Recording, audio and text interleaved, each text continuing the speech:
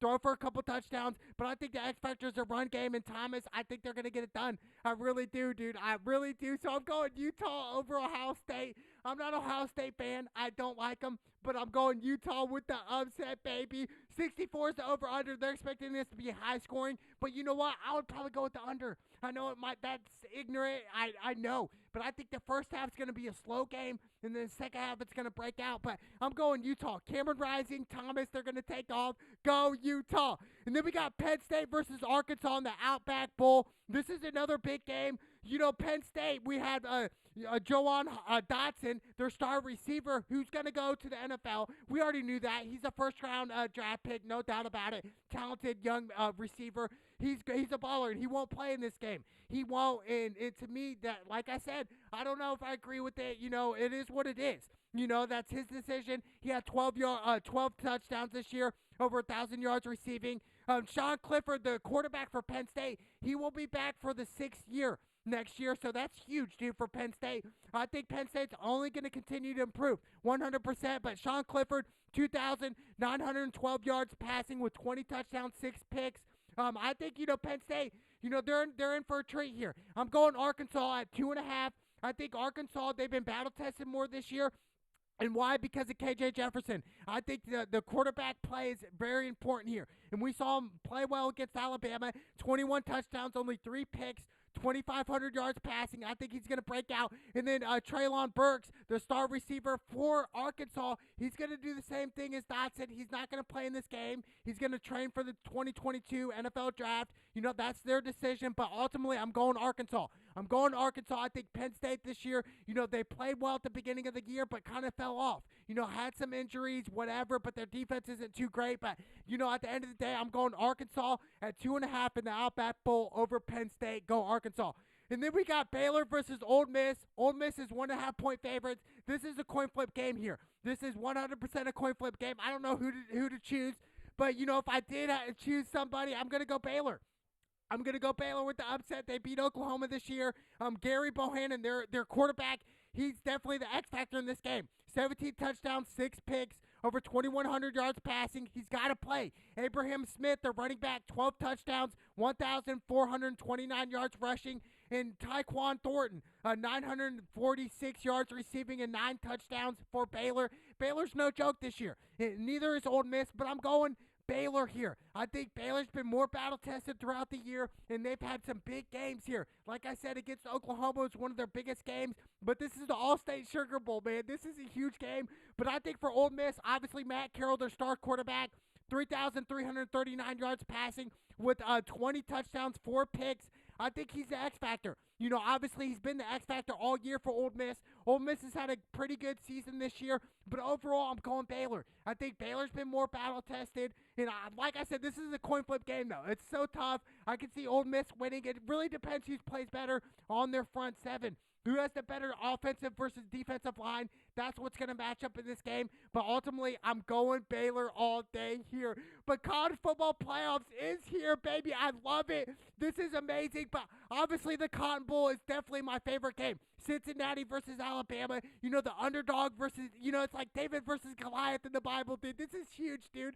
This is huge. I want to see Cincinnati win. I really do. And I think it's going to be a close game, but ultimately I'm going to Alabama. So in the national championship on January 10th in Naptown, I'm going Alabama versus Michigan, baby. Michigan is going to beat Georgia. Mark my words, from cap, no cap. It's college football. It's the Clown with Cab show. Let's go!